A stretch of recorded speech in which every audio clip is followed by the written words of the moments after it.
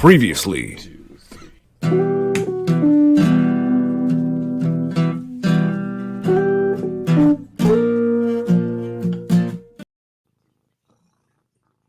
Previously.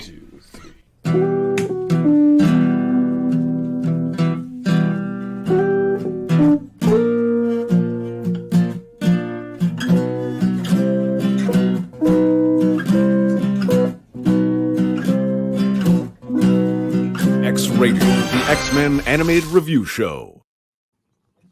Okay, let's see some fireworks. Let's see some fireworks. Yeah, I know. My finger hit the button. That little stutter step on the intro there. I thought I did something. I was like, what did I No. say? I clicked the window and I was like, oh no, did I do something? Oh no. No. I was just hovering over it, so it's like I started it again. Son of a Oh well. I know. It's funny that's never happened before. I'm surprised I haven't done that Okay. like 15 times. Let's see some fireworks. Let's see some fireworks. All right. Well, welcome to X-Rated, the X-Men animated review show. Pay attention. This is interesting. Yeah, riveting. It is riveting. It's X-Rated Evolution. And we are your hosts. Well, who am I? I am Davin Unihorn. Hey, desperate times call for desperate measures. Well, okay. Well. With me, my co-host, as always, the Beast of Bayfield. You're a bright kid and you have a lot of potential. More than you know. Oh, More than you know, Andre. More than you know. I don't know that much. So much. Sky's the limit for you, kid. Thanks, buddy. Hanif says salutations. Yeah, see, Hanif. we're on late, so Hanif can show up. What's up, Hanif? Hanif only showed up. Actually, we're going back to Tuesdays for a bit, Hanif. You're gonna love that. All right. Did Hanif like Tuesdays better? Yeah, because he sings on Mondays. Oh, you should have told me that. I would have changed it all for Hanif earlier.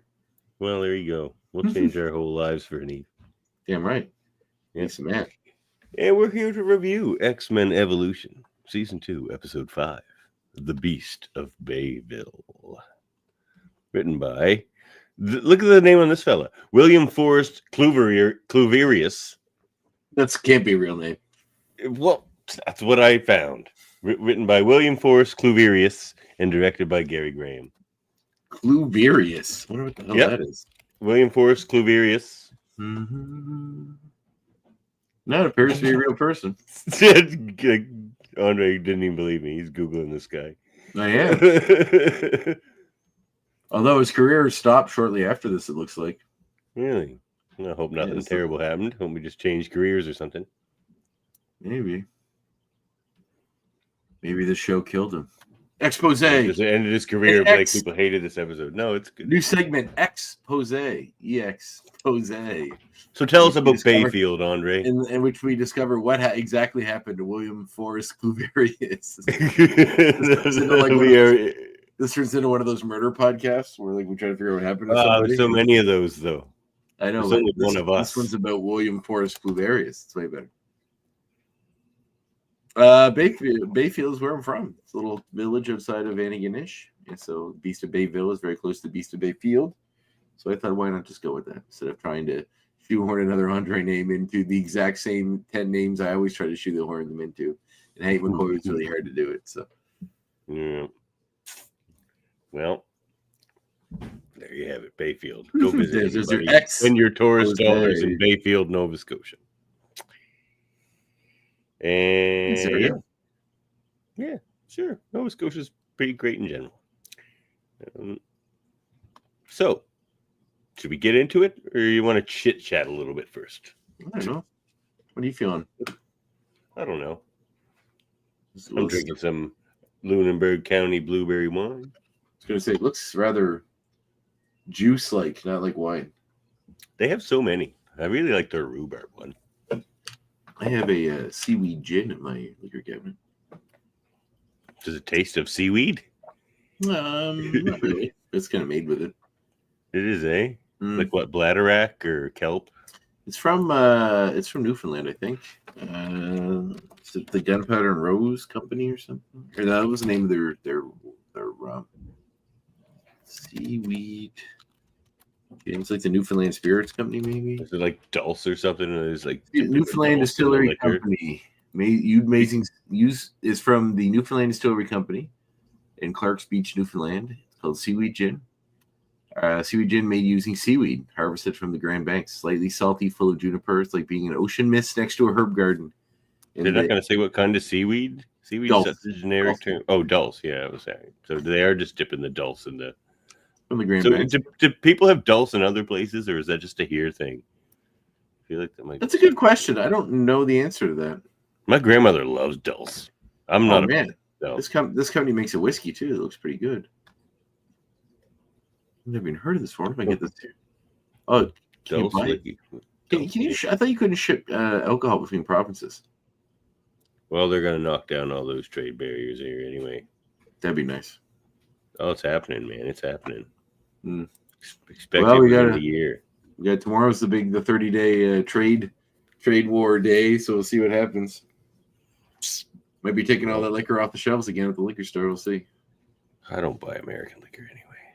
I rarely do, although I do have a bottle of bourbon. I don't like bourbon that much, but they had one of the rare bourbons that I like there, so I thought, well, I'll grab it. It'll be a final taste of American glory before I stop buying other stuff from there. But then just keep buying. There are some Yes. fine, very, very fine American bourbons. I'm not. Long Branch is the one that I've come to like. It used to be Matthew McConaughey's one, but now it's just I don't think he's attached to it anymore. I'm just not really a bourbon guy. I'm not really either. It's too sweet, but this one's good. Yeah, same. This one is good. I don't like too things are too sugary. No, me neither. Even this blueberry wine right now. It's like what's it, Deanna? Is it Deanna Carter, the country singer? My mom used to listen to her a lot. She had a song called Strawberry Wine. Strawberry Wine, 17. You remember that song? Well, why don't we get into this episode by You don't want me William to- Forrest you don't want me- Furious? You don't want me to continue singing Strawberry Wine? By Well, I Deanna? don't know the song, and I'd rather sing along with you, so we can find Okay, something well. we both know. Cutting that, that go. I went somewhere. If I could guarantee there wasn't like Years ago. latency between our two feeds, I would do so much more singing on these podcasts. But I anyway, think it's pretty good. It seems like we don't have much of a latent. yeah. Although the guitar icon might be moving soon. By the way, I'm setting up a little area in my basement to play in, so you might have to be able to push it anywhere. Push it. Oh man, you want to jam? Sure. You jam sometimes. Do a jam sesh. You strike me as a much more accomplished musician than I am. Did Bishop play just guitar, start- I'll play is Bishop here? Hey, what's the bishop?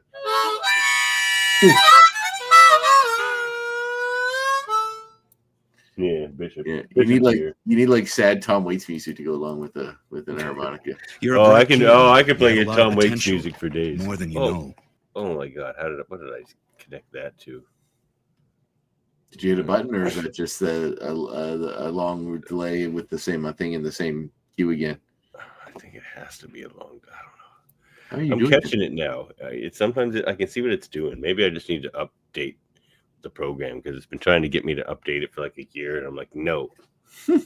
I fear It's like- updates because I it's like- have things the way I like them, and I'm like, your updates are. It's gonna like there's screw one things. critical update that will stop this from happening, and Devin just like, Probably. no, I Yeah. refuse. Je refuse. Je refuse. Je refuse. All right, let's get into this episode about Deanna Carter, American country. Oh, music Daniel's singer here and too. songwriter. Can you somehow make a strawberry wine on a loop? Oh, is Andre singing strawberry wine on a loop? wine.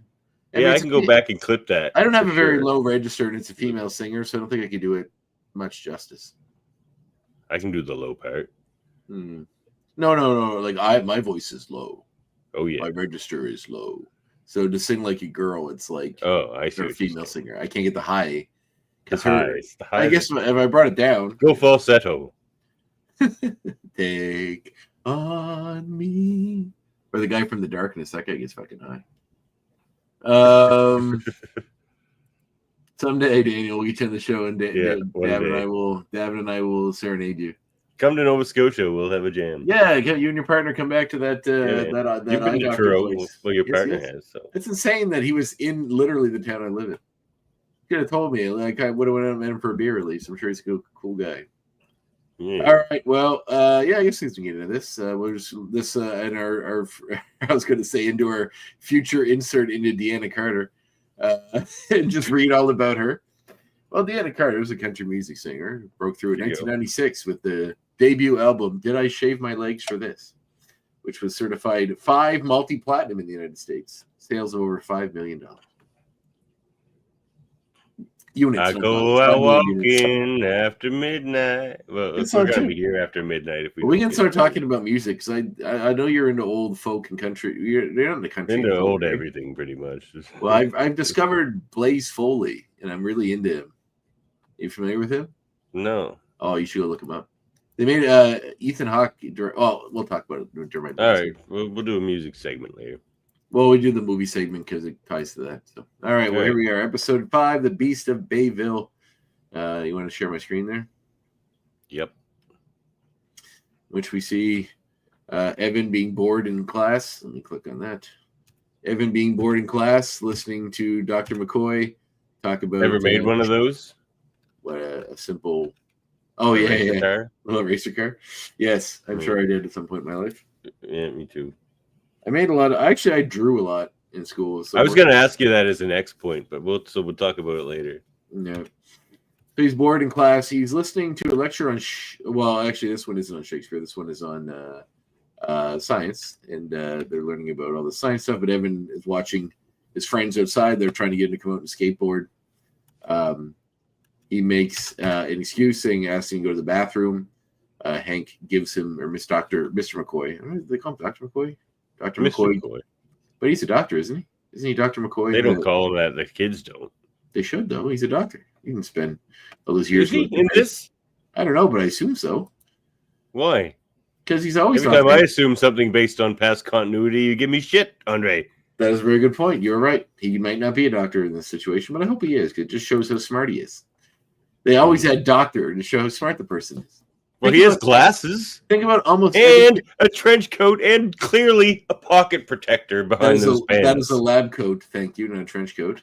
That's what but I meant. Thank you for the I correct. know what you meant. But think about any character in most fiction that has to be a genius of some sort or a smart person. They're almost always a doctor. Even the bad guys, Dr. Hannibal Well, I Lecter, mean, you might as well, if you're super smart, you might as well grab a doctorate or 6. Dr. Otto Octavius, Dr. Victor Fries, Oh, Dr. Otto Davis, legend. Dr. Now that you mention him, there he is. Look at Dr. him. Dr. Gorgeous. Miles Warren. Well, Miles Warren, kind of a weirdo, to be honest. Well, of course he is, but even the bad guy on Lost in Space, it's Doctor. Although in the Robinson? Netflix, no, the Robinson family are the main family. You know why they named them the Robinson family? No. After the Swiss family Robinson, the famous. Oh, yeah, that makes sense. Yeah, but the bad guy who was played by Gary Oldman in the movie from the early 2000s, the remake. Actually, I would suggest the Netflix remake show. I really did enjoy that show a lot. I watched the first season of that. It was very good. It was only 3 seasons. What's the rest of it? It's well worth it.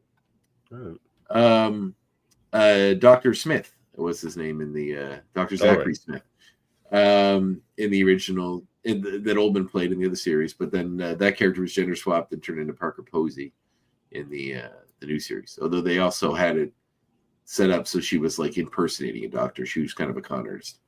But smart guys, usually doctors. So Hank sees that Evan had left and ran off with the skateboard buddies. Then he's overcome with some kind of an episode in which he starts kind of thrashing about and unable to maintain his composure. There are stable molecules such as water, and then there are your unstable molecules like potassium metal. Yo, Daniel! Unstable molecules have weak atomic bonds and break up easily. Yeah, he doesn't hear his friends yelling outside at the window. Yeah. Hey, Daniel. Yeah. Not I was Daniel. thinking What's his name? Evan. Evan. And then he runs off to go to the bathroom and have a serious episode. This looks like he's on a toilet, especially go like this. So then, For in that sleep of death, what dreams may come when we have shuffled off this mortal coil. I love how even You must like pause. There's the respect that makes calamity of so long life. voice actor is really good, man. I love how even in We gotta look him up at some point. Even in this episode, like Beast is still quoting ridiculous lines to show how smart he is, even in situations that don't really call for it.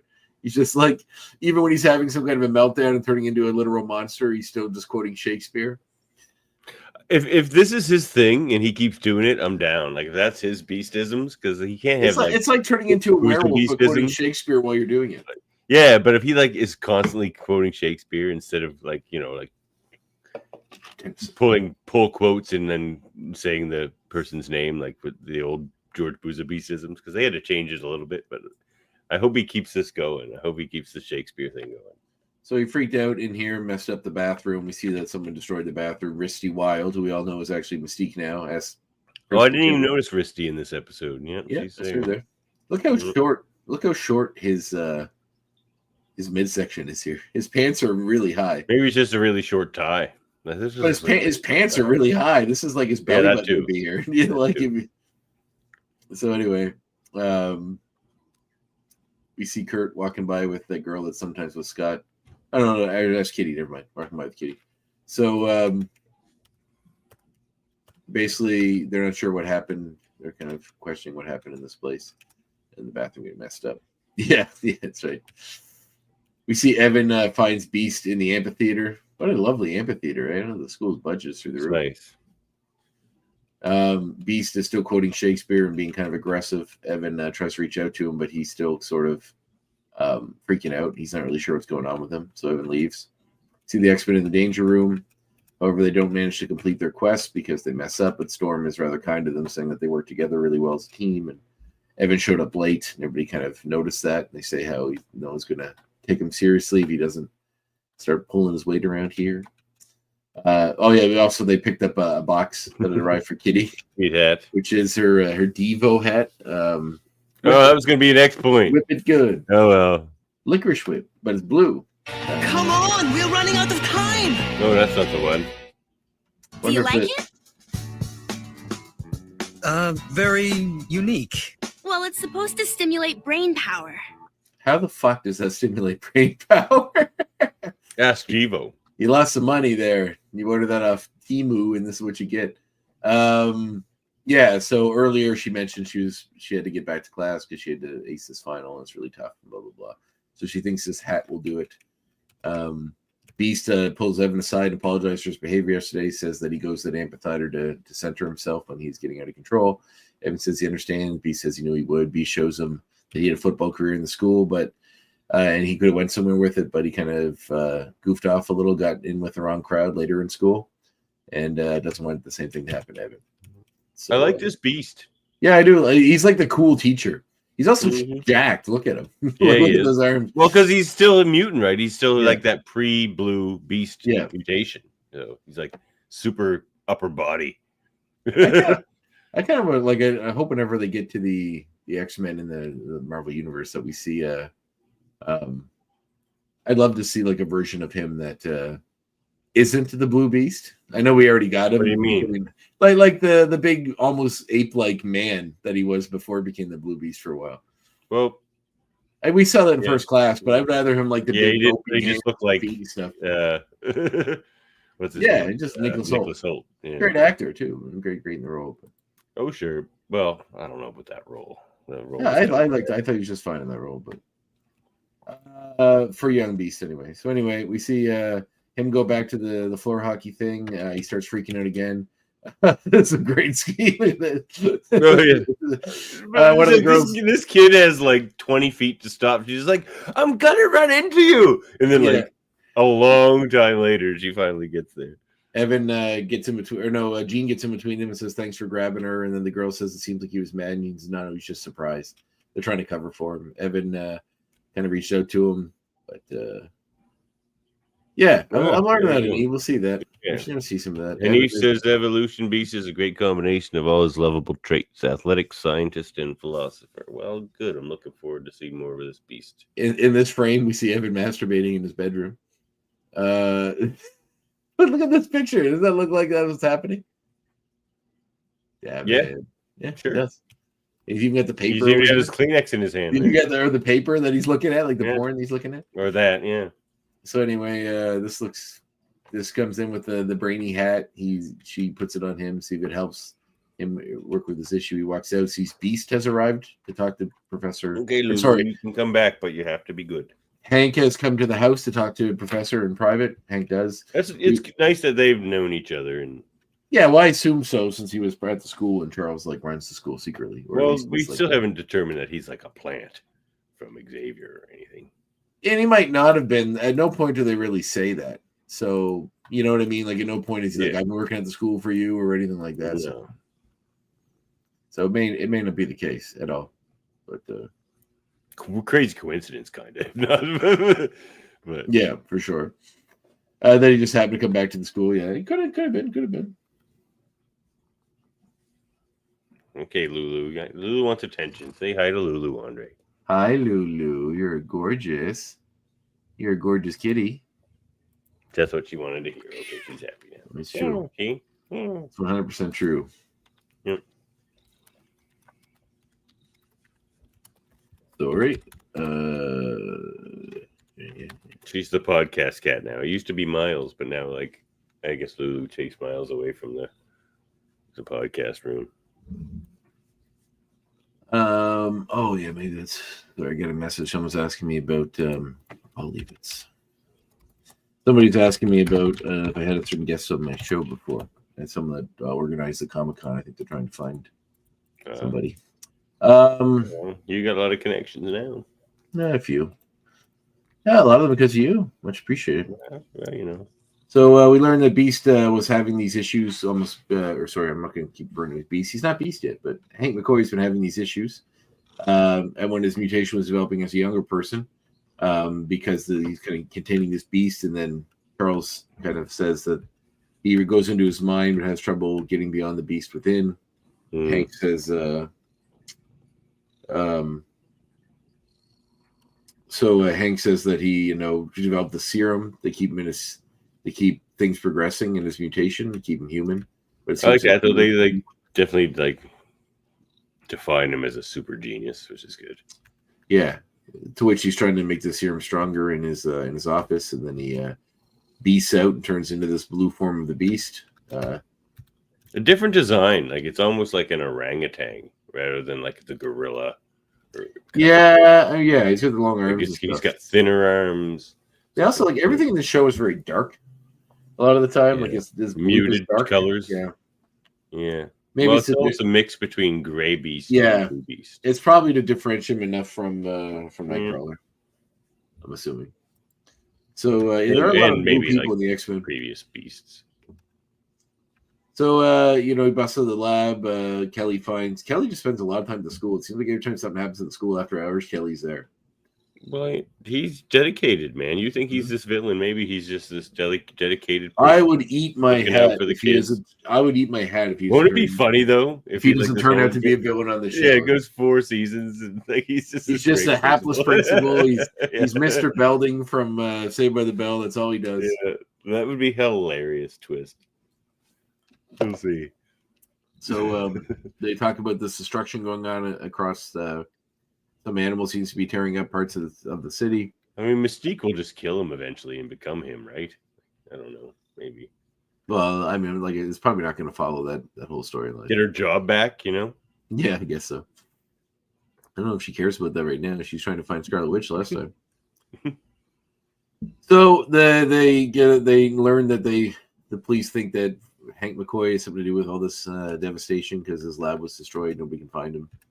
So the kids go out to find him. And this scrapyard where they think that he was last seen, he's turned into some kind of hulking monster. He's very much like... It almost looks gray there. He's very werewolf-like in this, which is interesting. Although he doesn't have sharp claws. But kind of ape-like, you're right. Well, this episode is a werewolf story. Kind of, yeah. I like Evan's X-Men costume. It's cool. It's simple. Just black with the big... Yeah, it's simple. I kind of like it.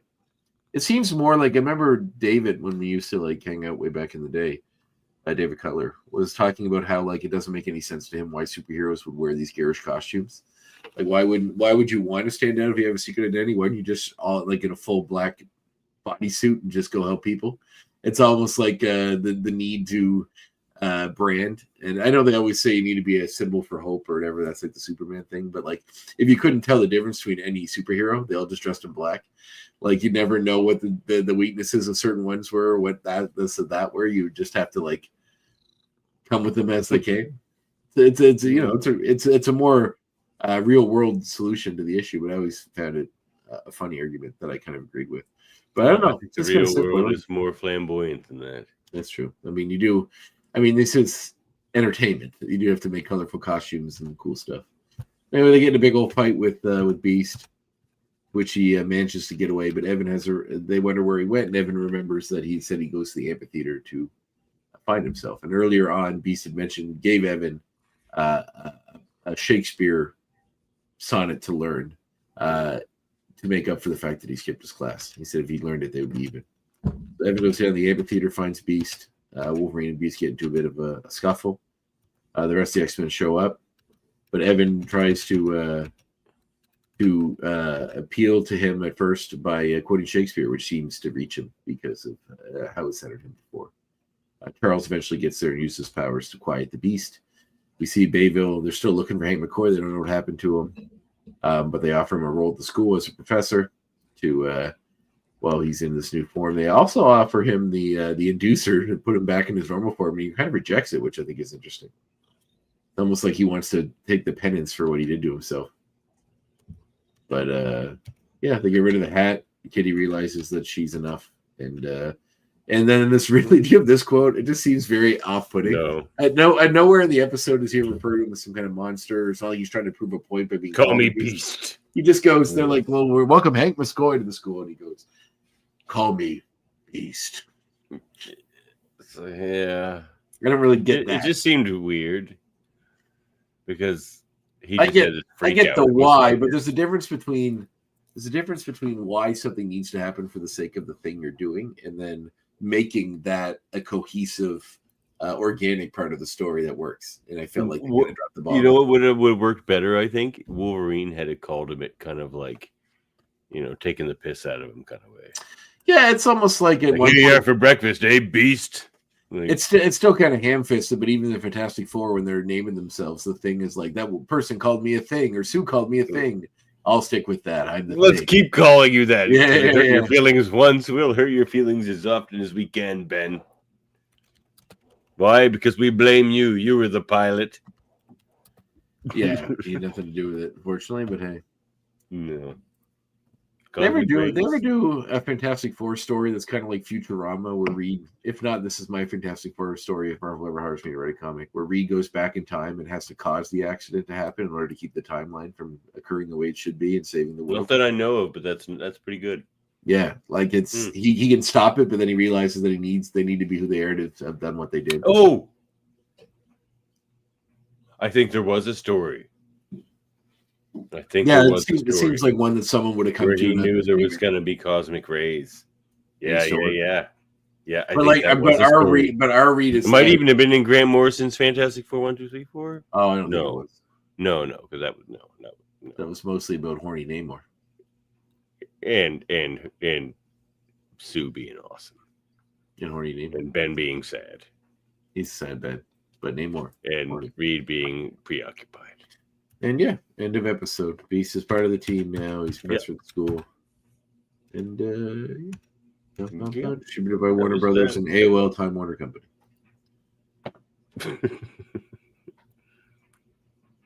Well, you know what? It's a good time for her. Time for a word with our sponsor. We're talking about Deanna Carter. Do you ever worry about your glasses falling off and blowing your girlfriend or boyfriend's or partner's face off? Do you ever worry about bumping into somebody and knocking your glasses off and then crawling all around on the ground like Geordie LaForge? Well, with Optics Ruby Quartz contact lenses, you'll never have to worry about that again. With Optics Ruby Quartz contact lenses, you can run and romance confidently. Wouldn't your eyes be all red? Like, wouldn't it just make your May eyes cause temporary blindness and non-temporary blindness. Wouldn't it just make your eyes like? I guess you couldn't. He needs the ability to be able to shoot them at will. I guess you couldn't do that if you're wearing lenses. You have to be like, the Magneto's attacking, and then be like pulling them out. But with optics, ruby quartz contact lenses, Andre, he could,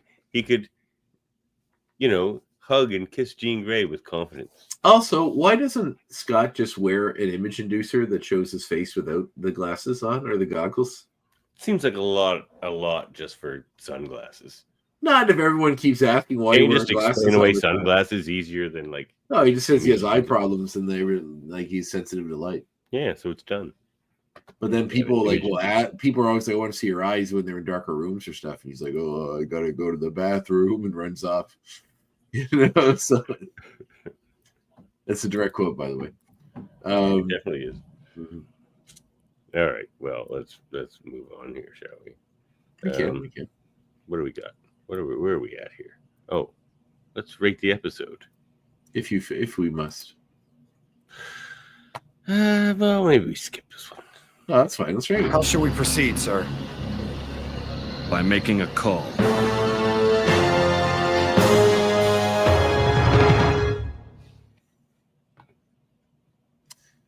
You first. I mean, it's kind of a fun episode. I like Beast.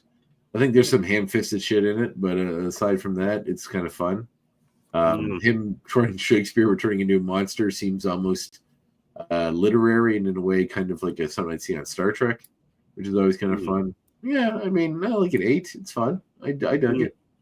Yep, I'll meet you there at an 8 for the same reasons. I liked a lot of the Shakespeare stuff. The Beast stuff was good. There was even like, a bit of a touch of heart there with like some of the Beast stuff. So, yeah, 8. Hanif says one of his favorite episodes of season 2. So there we go. Oh yeah, and that's also why Beast decided. I forgot about that part. Why Beast decided not to use the image inducer, because people are looking for him. They think he went on a rampage. Oh yeah, he's criminal now. Yeah. So he can't just walk around, but they can make him look like another person. That's what he says. He's like, but you could be anybody. He's like, yeah, but I might just freak out and break the doors again. You can't keep breaking doors. The school doesn't have a budget like that.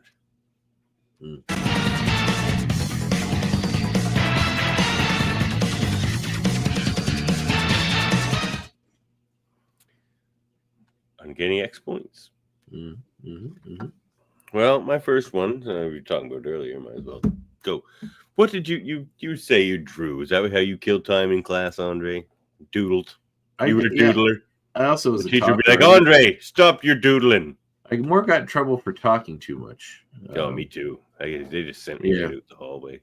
Yeah, so that was another issue that happened a lot when I was in school. But I was a good student. I liked school. I liked learning.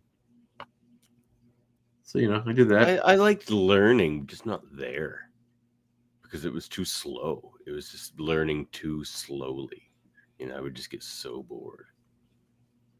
So I doodled a bit, but I wasn't a good artist like you. So I was really into sports at the time.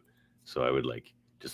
I played sports. I played volleyball and basketball in school. The Toronto Maple Leafs would lose a game, and I would just scribble different line changes and shit. I'm like, well, if they did this, that would have been better. Or they, I would do that for class. Finding things to do in class. I definitely made a racer car or two. All right, my point is William Forrest Cluverius. Oh yeah, his career went from 1999 to about 2004 in writing animation. That's how it's on his IMDb. He wrote on Wonder Myths and Legends, Rainbow Fish, Horrible Histories, Jackie Chan Adventures, He-Man and Master of the Universe, the 2002 show, The Mummy, the Mummy cartoon, X-Men Evolution. He wrote 2 episodes of this show, and What's New Scooby-Doo from 2004. Huh.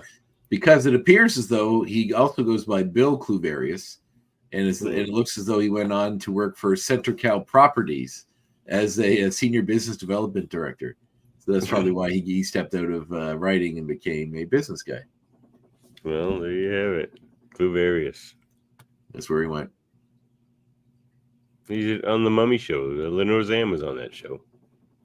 Yeah, the Mummy. Yeah, the one that's based. Anaxunamun. Yeah, she played that. Right. Well, what's my next point? Next point. Well, we talked about it, but Devo hats, man. I have a picture of it so people know what we're talking about. See, it was pretty much those. Kitty's hat. Yep, pretty much exactly right. Yep, just blue. Do you have a favorite song by Devo? I mean, I only really know like what Whip It, like a couple other ones. Maybe. Crack that whip. Do you know where Devo gets her name from? No. The movie Friday. No, that's Debo. Debo, and that's also way later than their career. No, it's The Island of Lost Souls, the movie the movie that was based on, starring Charles Laughton. That was the first adaptation of the Island of Dr. Moreau. Mm-hmm. I believe there's a line in that about the good one, not the bad one. With Val Kilmer and John Boyd. Oh, that was Brando, wasn't it? It was John White. Yeah, it was, and the guy who played Severus, not Severus, in Harry Potter, the werewolf, Lupin, Professor Lupin. He's a really Thewlis, David Thewlis. Yeah, Devo actually stands for de-evolution. Oh, okay. Which is where it came from. About evolution and stuff. But there's a line in one of their songs that comes directly from that movie. All right, so that was your note was Devo. My second point is the address seen on Kitty's package. You notice that? No. 1407 Gray Malkin Lane, Bayville, New York, 10032. Well, there it is. So you know the official street address of Professor Xavier's school. You sent out a package. Bayville, I thought it was in Westchester. So did they just like switch that around, or is that the same thing? Daniel, if you're still here, you live in New York. I don't know if Bayville's an actual place in New York. They might have made up their own place. Maybe. Yeah. Maybe Bayville's not even real. Good point. I think Westchester is real though. What's the name? What's Scalp Hunter's new name in the Marvel Universe? John Greycrow. It was always his name. Greycrow. I meant the name he goes by now. Yeah, Greycrow. The non-problematic name that he goes by now. Good character, man. He had a lot of character development in the Marauders book. Yeah, it's cool when they make, throwaway characters that were kind of dumb into cool characters later.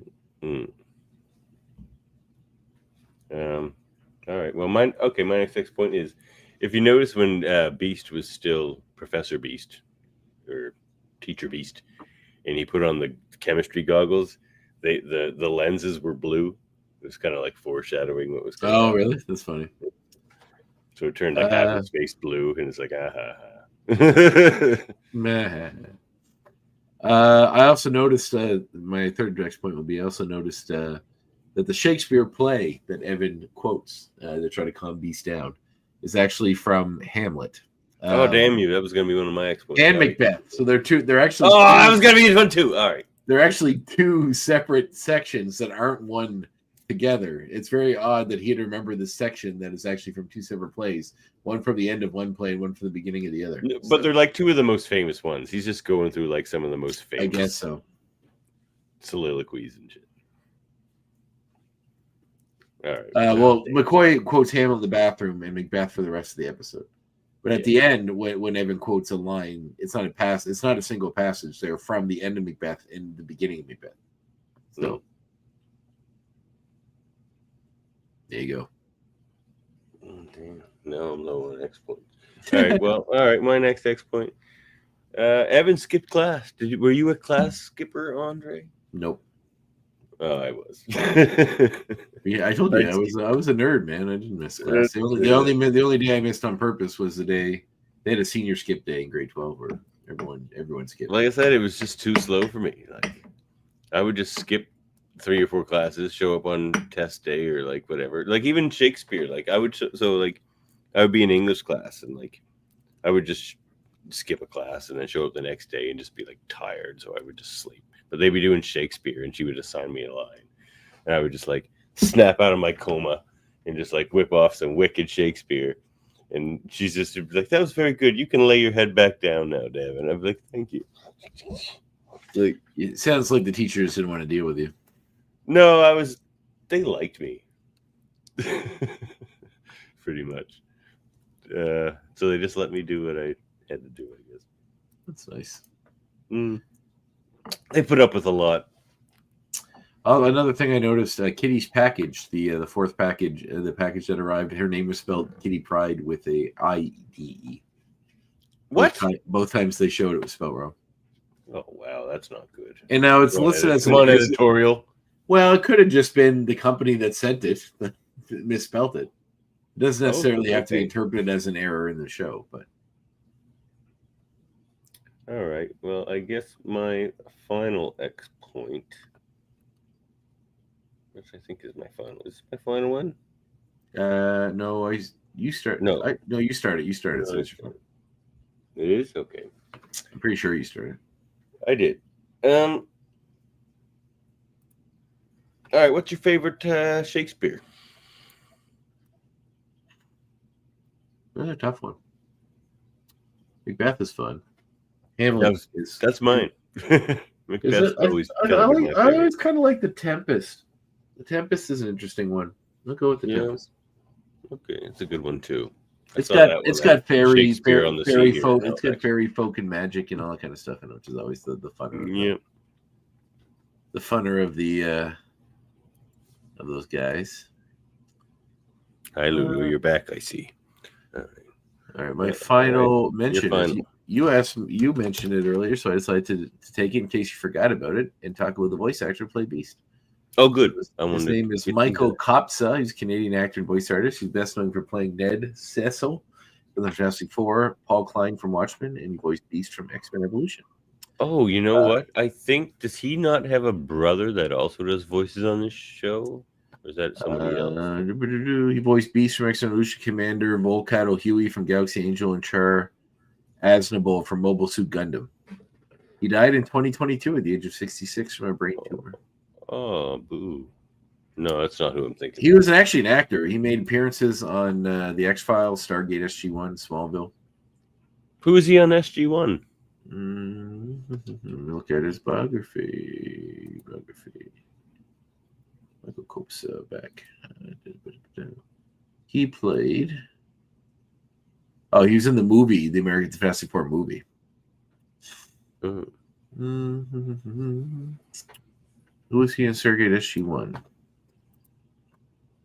It's like here. So let's dig deeper into the. Oh, he had a lot of credits. He's in The Man in the High Castle. The big show. Secret Millionaire. iZombie. He was in that. Just filmed in Vancouver, I believe. I used to watch the show. Fairly new, isn't it? No, it was 2016, 2017 is probably when I was watching it. That's new to me. He's got a lot. Like I said, he's got a lot of credits. When was Stargate SG? Well, he's on Fringe. I'll just look at his. He's in The Killing. What's his name? His name is Michael Kopsa, Kopsa. Oh, that guy. Yeah. Oh yeah, he's in lots of stuff. Not anymore. He's on Dragon Ball Z to the voice of Giran, Giran. He's in the Carrie TV movie that was trying to set up a TV show. Yeah, lots of stuff. Dark Angel, Stargate SG-1. He was General Kerrigan, and the news anchor. Yeah, cool actor. Sad he died at a young age. Hey, check it.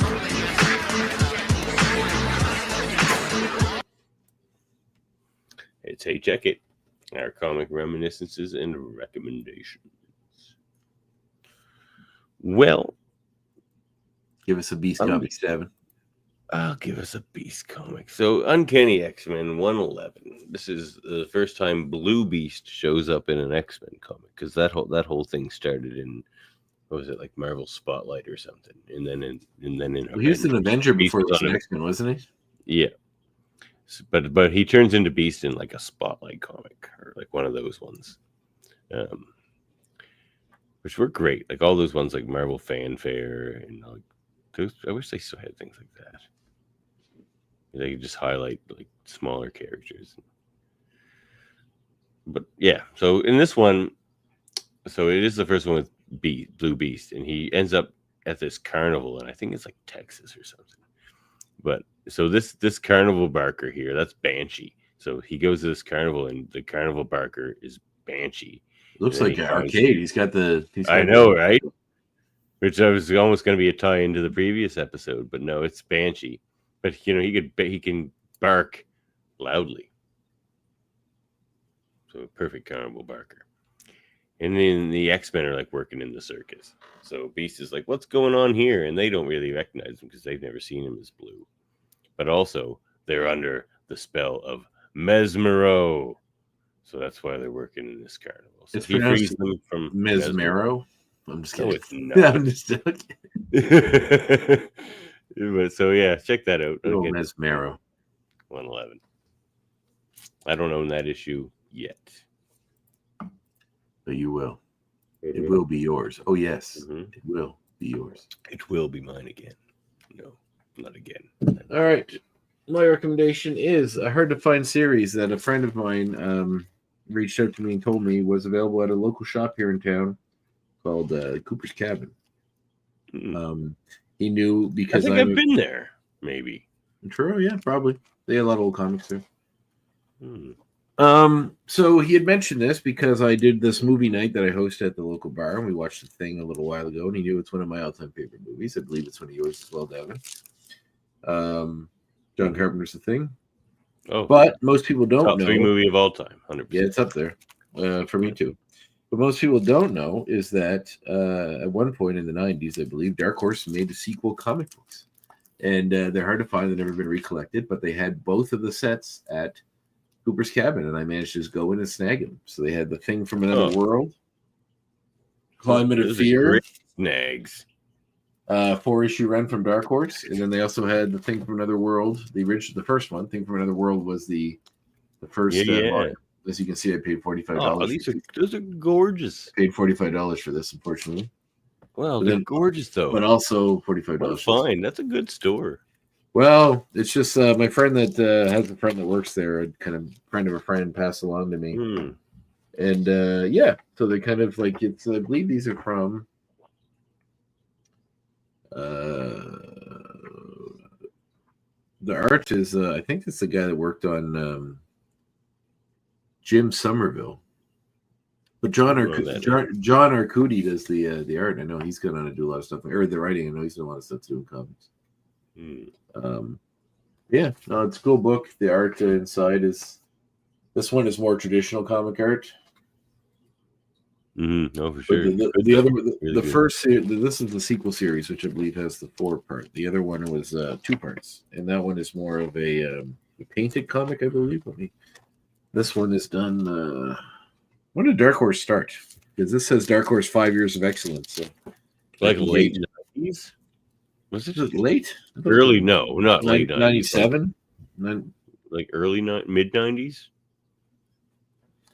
Well, tell me in here. I think Thing from the World. I don't remember them around when I first started collecting comics. 1991 is when the series came out. For Dark Horse? Yeah. Oh wow, they were around earlier than I thought. These are the painted series, the initial painted series that has McCready back. Yeah. So yeah, it's a cool series, hard to find if you can. I don't think it's ever been collected if you can track it down. But yeah. Also, as a supplemental, I suppose Hellboy's been around for quite a while. As a supplemental recommendation, check it. The PlayStation recently re-released and upgraded the original Thing video game from the Xbox. I think it was Xbox One, Xbox 2, PlayStation 2, maybe from like back then. So yeah, you can buy that on the PlayStation Network, and they upgraded all the graphics and stuff. It's not like a brand new game, but they made it look a lot nicer, and it's a cool little sequel to the movie as well. I'm playing Super Paper Mario right now. It's pretty great. I'm still playing the Star Wars Jedi Survivor game. It's really good. I'm almost done it. Has a lot of these, like you unlock and like there's all these secret things like in the map. You get all the things, and as you progress in the game, pretty much close, you keep getting upgrades right to the end, and then you get certain upgrades that allow you to go back and get some of the hidden treasures you couldn't access before. So I'm trying to go do all of the hidden treasures and run through all the old maps again with all the abilities, and it's the slog because I'm a completist, but it's fun. I might do that after a week. But I like movies. Which is fine. It's fun, Andre. Tell us about movies. All right. Well, I watched this movie the other day. It's a Letterkenny reference for those of you that are Letterkenny fans out in the world. One second. So I already suggested The Monkey to you, I believe, didn't I, last time? Yep. Yeah. So shortly after that, I watched this movie on the Criterion Channel, which a friend of mine had suggested many years ago, or maybe like a year ago. It was directed by Ethan Hawke, and it's called Blaze, and it's about Blaze Foley, who was a folk singer that died at an early age. I think he was 39. But he wrote a lot of big, like not big songs, but he was just a really cool, like memorable folk singer. And the movie based on his life was very interesting. He was a good friend of Townes Van Zandt. They toured together, and they were touring together when he died. He died in a friend of his son was stealing, like he's an older gentleman that he had connected with, and he would hang out with him. And then that guy's son was kind of a drug addict that would steal his dad's pension and military checks. No, that so doesn't sound very nice. Blaze tried to stop him one night and got shot and killed. But he was an interesting character. Aaliyah Shawkat, that plays Maybe on Arrested Development, is in it as well, and she's really, really good. It's just a really good, like if you like biopics, it's a different take on it in a way. It's really well done. It's a beautiful story. It's very heartwarming. It's sad. It kind of delves with themes about the price of genius and the isolation and loneliness that comes with trying to achieve a goal, but also the sort of cost of that. And yeah, it's very, very well done. The music, I just suggest seeing the movie. The main character, the guy that plays Blaze in the movie, is really good. It was like his first movie. He was just like a musician that Ethan Hawke knew and got to do the movie because he could sing, and he's fantastic. It's really good. It's almost kind of meditative in like a weird sort of existential way, but it's a really good film. I'd say check it out, and then go check out the music of Blaze Foley. Okay. Most notably, he wrote a song called "Clay Pigeons," which John Prine, that's probably his most famous song, but John Prine did covered. But several of his songs were covered by other people. Willie Nelson did one, I think. Steve Earle maybe did another one, or not Earle. He was like the big country singer. Waylon Jennings, I think, did one of them. But yeah, check him out. Go listen to Clay Pigeons, and if that doesn't do it for you. But the night before he died, the movie sort of follows his last live recording he did for an album before he died. It's called the Outhouse Sessions, which was a bar where he was recording these in front of people. And on Apple Music, and I'm sure it's on all the other streamers, you can listen to that entire set, which was over 2 nights and has tons of the music. But you can see the more polished versions as well on vinyl out there, or VR stuff like this, the ones he recorded at the studios. But yeah, I really his music touches me in an interesting way, and I think it's worth checking out. So check him out if you like good, sad, old, drink yourself to death style country. It's before it became pop country it is today.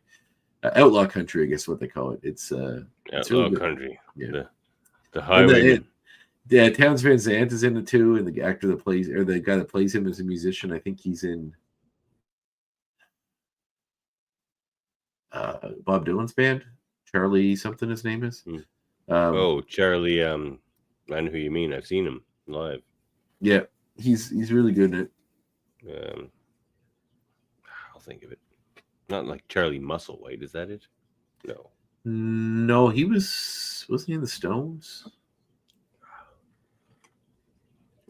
I do know who you mean though. Well, I tell you in a second. It was Chris Christopherson's last movie before he died as well, retired and then died. I've seen Chris Christopherson live too. Charlie Sexton. Yeah, he plays Townes Van Zandt.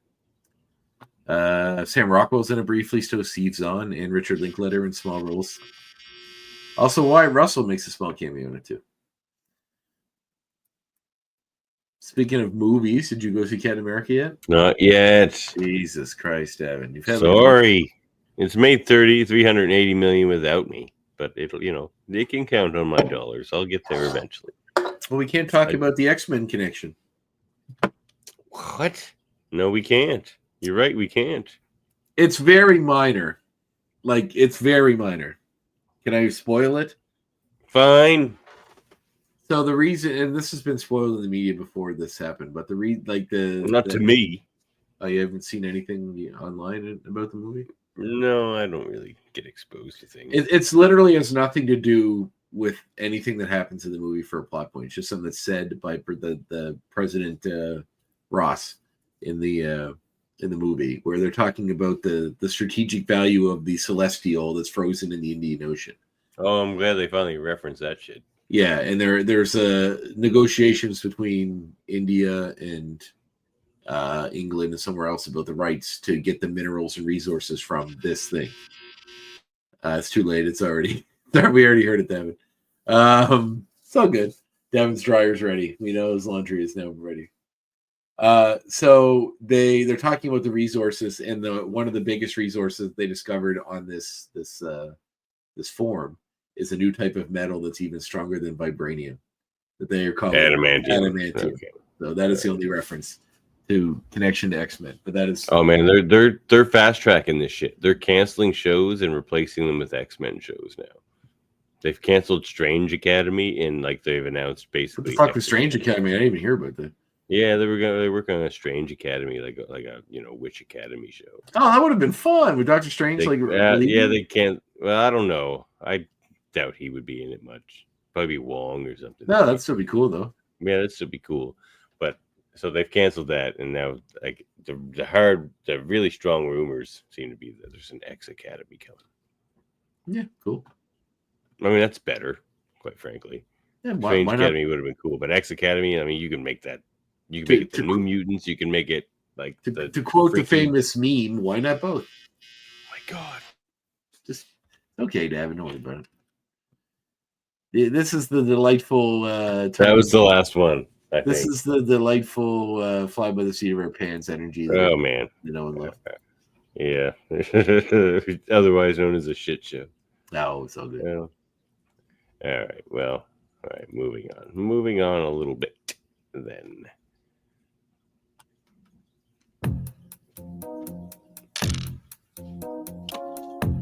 Chemistry is the study of matter and the change matter undergoes. To illustrate, I'm about to illustrate because it's science class. Science class. Devin, we're back, baby.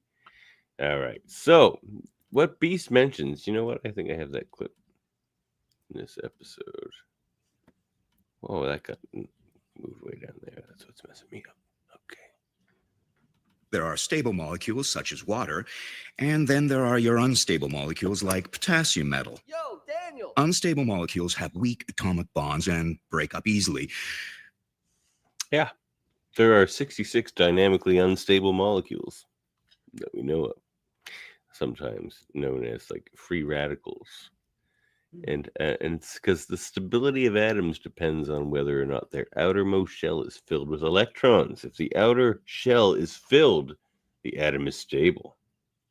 Atoms with unfilled outer shells are unstable and will usually form chemical bonds with other atoms to achieve stability. Like with potassium metal, like you mentioned, I think it's like an alkali metal. So I think it's like if you drop it in water, even it'll like start to degrade and combine with the water. Yeah, science class. Actually, like had to retake chemistry to get into Dalhousie University because I didn't take chemistry in high school, so I had to take like university prep chemistry. Oh, really? Yeah, with the guy who wrote the textbook. Oh, that's fun. The guy who wrote the textbook was my professor. I was like, so he was like, I wasn't good because he expected everyone to know, because he wrote it, so he just expected everyone to know it all, and it was just like, oh, you guys didn't know this? I'm like, no, because you wrote it, man, not me. But anyway, it was all right. I passed barely. Yeah, this has been Davin's school issues. It's Davin. Apparently. Oh, good. You learned about my schooling this episode, I guess. One time I gave blood in high school and smoked a joint and then almost passed out and turned really white and my lips turned blue. Yeah, that would do it. Yeah. My lips turned blue. They did. Well, yep. You want to hear? I guess I could share this. This is kind of cool. This is a very. I have nerdy- not given blood nearly as many times as you. Oh, I give blood a lot. Yeah, like every week. No, like Post it on every Facebook. every Like, 3. Jesus, like, do you even let the shit grow back? It's like every 3 months. I'm close to 50. I'm very close. Well, good on you. So in a moment of weakness, I ordered these. Let's see if I can share the screen. Share. Present. Share screen. Chrome tab. Yeah. Right. Puma announced a run of Teenage Mutant Ninja Turtle inspired sneakers. Look at those. So these are each episode. What are those? So every episode they have a bunch of different versions. These ones are the Raph and Donatello ones. Show me the Michelangelos. There's the Michelangelo. Well, it's the same, but orange and blue for Michelangelo and Leonardo. Where's like I see. They combine them onto a Yeah, single so shoe. you get one shoe of each color, and then if you buy both sets, you can swap out whatever one you want. Although I guess you have to have at least the left and right ones. But they have various versions, which are very cool in this TMNT collection. Yes, I did pay this much for it. Don't judge me. You bought these? Yeah, I bought those ones. You're rocking these TMNT shoes? I will be when they arrive on Wednesday. Okay, I want to see them on your feet next episode. They also had So do the X Goons. You cannot deny it. The thing that annoys me the most is like, so they have this run, right, of these shoes. And I'm not a sneakerhead by any stretch of imagination. I wear sneakers. I don't even wear sneakers that often. I wear them to the gym, and I wear them when I go biking or hiking or anything. Actually, I usually wear mountain or hiking, like hiking boots when I go hiking. But I don't know. I thought they were so cool for me anyway. They're neat. But they have these Krang set, which are sold out here. They have the Raphael Donatello set. They have the Krang set. Is there a Shredder set? There must be. Well, that's what I'm going to show you after, which is the most annoying part. So there's the Donatello Michelangelo ones. I like those better. I know. I like purple. Purple's favorite color. So Purple's my favorite color too. they also have Baxter Stockman set here. But orange and blue are complementary. It looks nice. They had the Baxter Stockman set here, which are pretty cool. But they were sold out. But the most annoying part is, so you have 4 sets you can buy: the Turtles one, the Baxter Stockman one, the Krang one, and the other Turtle set. So if you got all 4 of those, then you could buy the Shredder one. You have to buy all of them, the fucking sneakers. All 4 of the sets to get the Shredder one, which is by far the coolest one. Of course. But look at these things. Did you get them? No, I did not. They are Because pretty it's cool looking. So you purchase all 4 of the teams when they drop. Then you scan the QR code, found the purchase box, follow step info, log in, and purchase shoes. So they're fucking cool. But if you go, You're thinking eBay, about it, aren't you? no, not at all. Because if you go on eBay and look them up, because you'd have to spend about $1,000 on the 4 sets of regular shoes. You can get them in the aftermarket. Yeah, you can. You know how much they cost on eBay right now? Yeah, but now they're Take a guess. Take a guess how much they cost on eBay right now. $400. Oh no, my friend, keep going. Keep going by a lot. $1,200. Keep going. Oh, no. Almost triple that. They're going for $5,000 on eBay. That's not cool. Like, don't pay that anybody. Oh, I'm not 100%. $200 is the most I'd ever spend on. Well, I mean, I've bought fancy shoes for like dress shoes, but I would not spend much more than that. But they're cool looking though. I thought they're cool. I'll take them. So yeah, check me out. So, if you're rocking those out, you're rocking some stylish sneaks, I will say. Not that once again, not that my style usually equates to a sneaker, but I'll figure out a way to work it in there. Well, you know what time it is? Homework time? I'm Peter Parker. How about you?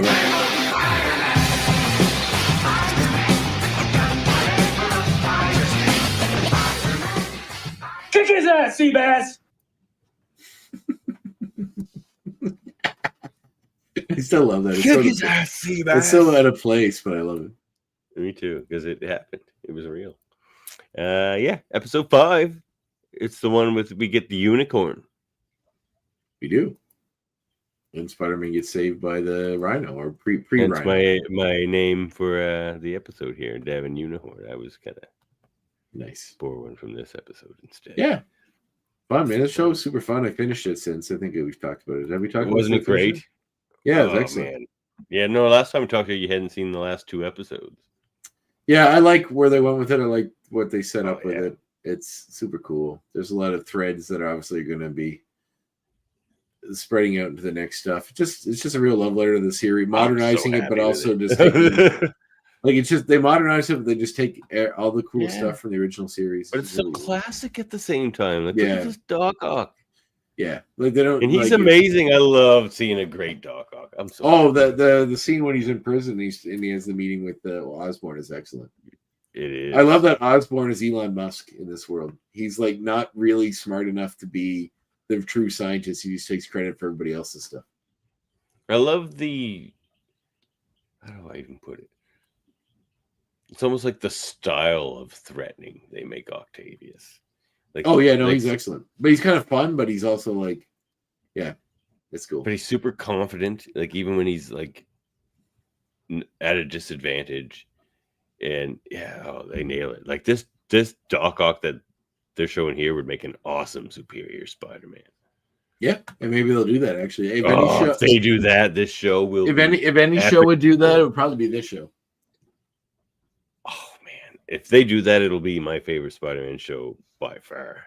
Like, I like that they made a little nod to Nico's runawaysness. Oh yeah, she's magic. They're bringing it in slow, but she's definitely magic. Oh well, we already know magic exists. You had Doctor Strange running around a bunch of episodes.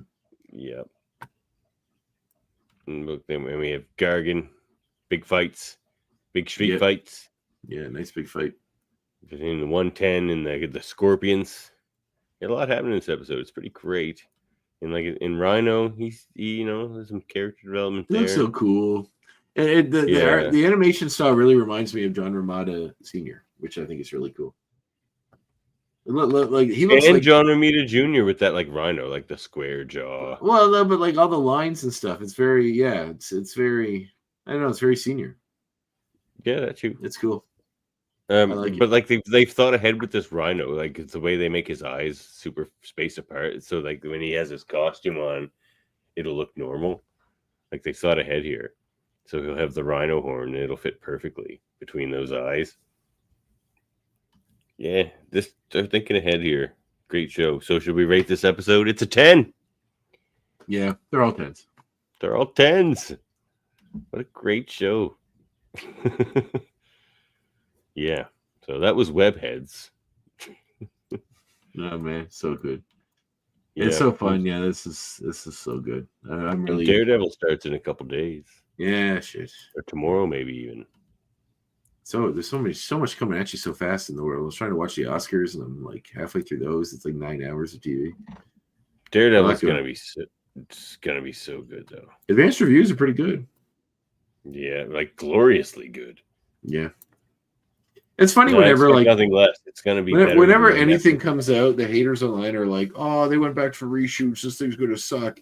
Every single thing, good thing. That's every single thing Marvel does has had reshoots. Like everything has reshoots. It's just you don't call them reshoots. Like they redo the all the time. Like including the Avengers movies, like Infinity War and Endgame had reshoots. Like that's what they do. They got enough money, they can afford reshoots, so they do them. Like, would you rather people not fix things? Like, we noticed a mistake. Yeah. Or this makes more sense. We thought of another better idea. Or yeah, it's fucking nuts. It's nuts. Where are we at here? We're kind of coming to an end here, are we? Do you want to? What do we got? What in life? No, the world of life. What do you? Well, the world, maybe. Getting there. Getting there. Speaking of the Oscars, congratulations to Enora for winning almost all the big ones. I don't know what that is. It was the Sean Baker movie that won. My beloved, There was my beloved, The animated Substance. movie called Flow about a cat that was. It's one of my all-time favorite movies. If you've been paying Flow attention to is? social media, you'd see that last year was in my top 10 of the year. Yeah. I'm very Nice. glad it won. It's an excellent movie. It's by Sounds very sad. yeah, melancholy is the way I describe it, but it's very cute. It's about sort of found family and connection. Well, these disparate animals sort of find each other after this world-ending flood, mostly focusing around this black cat. It's so adorable. It's just such a. I probably cried like 6 times. It's so good. Oh God, I don't want to So cry that many good, times, but but I like do not- when I want it. Yeah, it's so good, man. It's so good. I even almost cried when the directors, like, I was watching the Oscars while I was working, and then I was listening to the directors give the speech after winning it. And even that reminded me about the movie, or even they showed clips of it. I was enough that I was like, oh, it's so good. It's so All good. right, I'll watch it. I'll get. I don't know where you'll watch it yet because I don't know where you can find it. But You can rent it on Prime. Oh, can you? Yeah. Man, I'm gonna have to do that and watch it with my wife because it's so good. I want to get it on Blu-ray when I'm sure Criterion or someone put it out since it won the Oscar, but Well, let's get out of here then, shall we? all right. I got some scrolls to unlock in Star Wars. Go do it. You got some homework though. We got to give some people some homework here. All right, we do need some homework. Well, look at that. I got a new homework theme too, I think. He's the coolest teacher we got around here, and the nicest.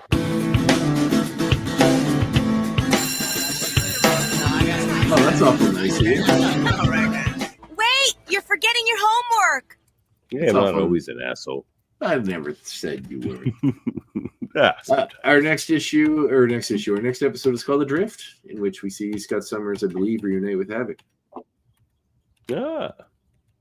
And something to do with surfing, it looks like, based on some of the images I've seen. Well, if it's got to do with Havoc, it's got to do with surfing. Also looks like it's finally winter time. We see the X-Men playing in the snow, so there's fun to be had there. They're surfing in snow in the same episode? I believe they're in different parts of the world.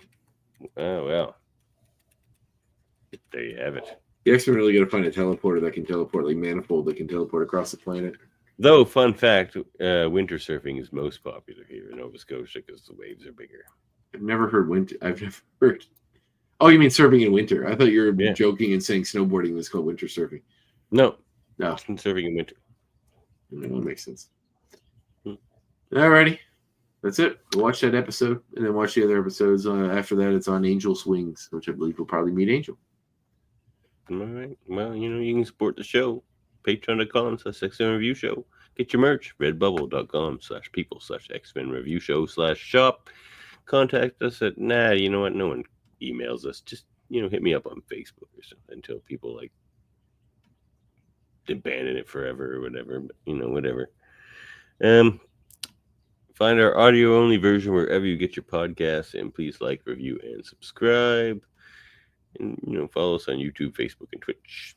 And check out our whole federation of podcasts at ufpodcast.com, including podcasts like The Graphic Histories Podcast. Yeah, check it out. New episode just dropped today with Barbara Kessel. a very wise and insightful lady. Everyone go check that out. Oh yeah, she's lovely and way kinder than towards like some of the more vocal haters. Yeah, I felt like she taught you something a little bit. She did. Well, I have been approached. You're like, Barbara, you're right. She is right. She's 100% right. Yeah. But and it's not. Well, they're not right, but also like treating situations like that with kindness is a much better way to go than to just deflect and call people meatheads or whatever you intend to do, which I often do. But yeah, it was a really nice chat. She was really sweet, and I really enjoyed it. Yeah, and you can check out the next episode. Just 1 second. Coming up. Yeah, which will be on Monday. I thought I had it saved here, but I don't. One sec. The next episode will be what? This is riveting, by the way. Riveting entertainment. We do audio podcasting. The next episode is with background noise. A couple that do a strip about their life together called Background Noise. That's John Hazard and Lisa Burdage. And then after that, it's Helen Mullane. And then after that, across the pond. After that, it is Peter Schnezberg. Wow, awesome. So we edit that one, but it's done. It's in the can. So I was supposed to talk with someone today, but they had to cancel. Hopefully, they can reschedule that, and we'll get that going. So, but yeah, no, it's all good. So things are chugging along. We got next 3 episodes sorted at least, so we're good for 3 weeks before we get to panic. But I got some others set up. I'm working on it. Don't worry about it. All right, so let's get out of here then. All right. Impressive teamwork today. Time's up. So. Goodbye. Okay, catch you next time. Next time.